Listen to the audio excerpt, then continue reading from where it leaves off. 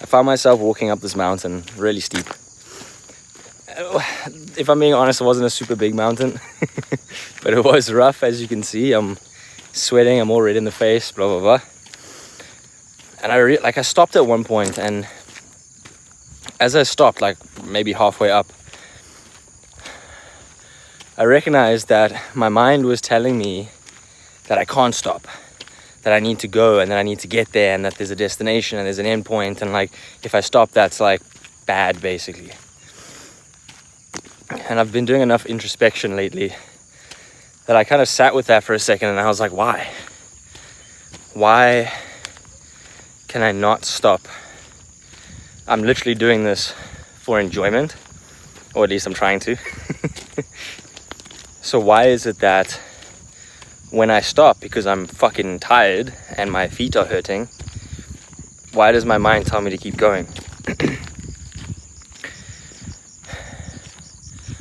And I've been practicing really accepting myself and allowing and all of that.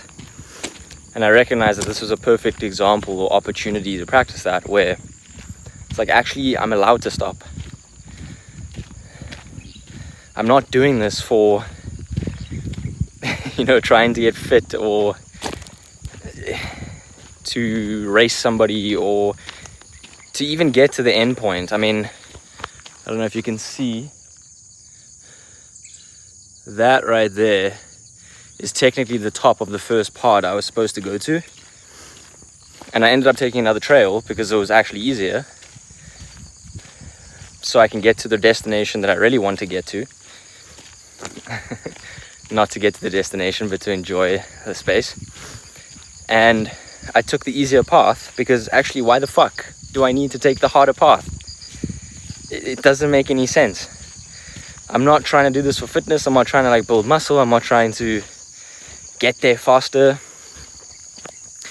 So it's like, why put myself through the extra pain and agony for no reason when I'm going to get to the same place? Now, yes, that top part is very beautiful and I enjoy it, but I've been there, and ultimately that's not really where I want to arrive. Anyway, so my point in this is the resistance in this case, the 2 points of resistance would have been the ego being like, no, you have to keep going. Now, that might seem a bit ironic because it's like, well, how's that resistance if you're like moving forward?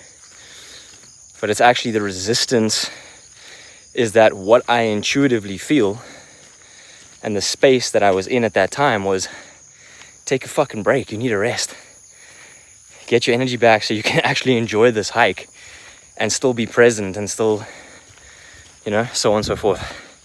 So the resistance was actually the ego telling me to move forward in this case, or telling me to take the harder path. And you can kind of recognize that too, where if there's almost an urgency to it, if there's like a kind of feeling to it, that's a perfect example of like resistance. You are going against what you're feeling or wanting or needing right now. Healthy needs and wants, obviously. Let me just see if I can I turn this around? No, anyway, let me show you this background quickly.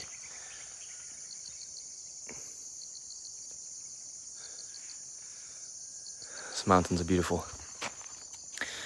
So, anyway, that kind of like really got me thinking, because now I had just used those two examples to practice the idea of not resisting, right?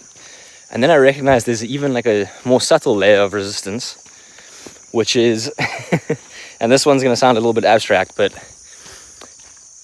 my tiredness itself, or exhaustion, or pain, let's say, from doing the walk, I noticed that I was actually resisting feeling that.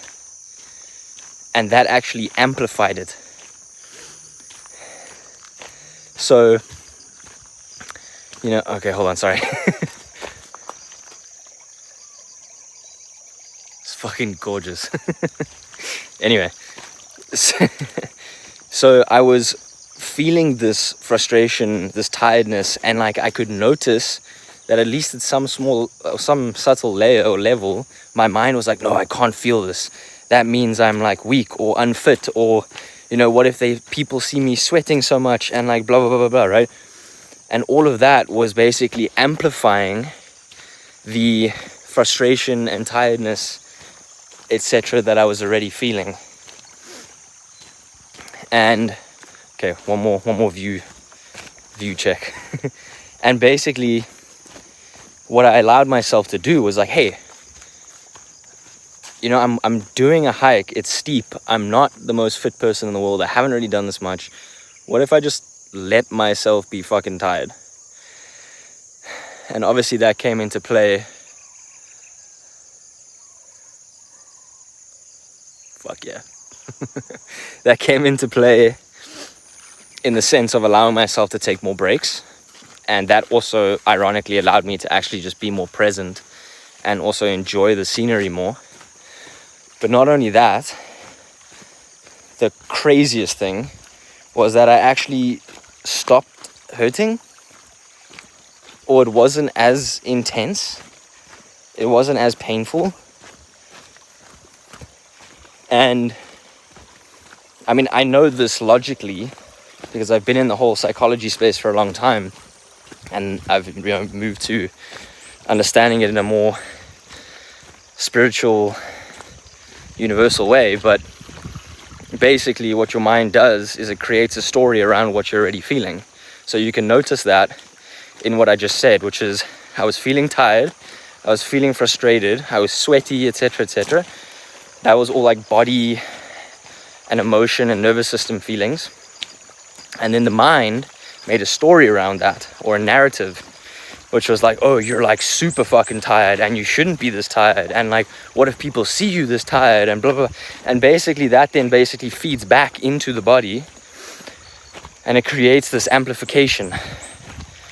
And by me recognizing that and actually just allowing and like identifying those thoughts that the mind or ego are like amplifying the feelings with, and then just like removing them, switching them, I basically took out the mind amplification part and I just let myself be with what it was that I was feeling. And as I said, it actually reduced the physical sensations, which like I really wasn't expecting, but it was a really great benefit. So yeah, trying to remember how I started this video, but yeah, it was around letting go of resistance, right?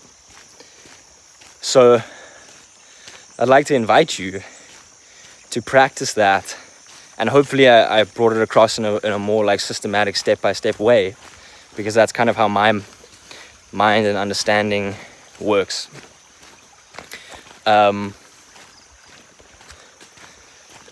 But I invite you to practice that in whatever way you're feeling resistance. And a big thing to understand and remember is that resistance doesn't mean stopping. Actually, here's a perfect example. You see how this little stream is flowing? If you look at any of these rocks that are in the water, and you notice how the water is flowing around the rocks, even though this is technically a longer route, instead of just going boom straight through the rock, it's a longer route, but there's less resistance. The resistance would be trying to go over that rock. So my point in that is be like a river, be like a stream, which I know is a pretty common analogy in the spiritual realm. But it means resistance might actually be doing or moving forward in a direction that you don't enjoy, that you don't want, that you are not ready for yet. If I had taken the path that was harder, I would end up in the same fucking place, but I would be 10 times more exhausted, like actually physically exhausted, and I wouldn't have been able to enjoy the walk as much. So even though it's forward movement, it's still technically going against and therefore not letting go of resistance. you're actually amplifying and creating more resistance. And obviously, the big idea behind that is to trust. To trust that even what feels like staying still or moving in a different direction is going to bring you ultimately to where you need to go. And the beautiful benefit of that is that you get to actually enjoy your journey at the same time, because you're not overdoing and therefore burning out or hurting yourself, but you're not underdoing either. Especially if you can recognize that the resting, that the redirecting is still part of it. So anyway, I hope that was helpful. I hope that shifted your perspective a bit. Let me know if you like this style of video too. I've quite enjoyed it. I can really let my mind flow this way and step into my frequency. So yeah, and if you have any other questions, thoughts, or feelings on that, throw them in the comments. Otherwise, if you're somebody who wants to reconnect with Source and therefore feel fulfilled and whole again, because I know you've tapped into that before, then I invite you to subscribe to my channel, because that's what we're here for. That's what I'm here for, to help guide you back to that in the same way that I'm doing. I'll see you in the next video.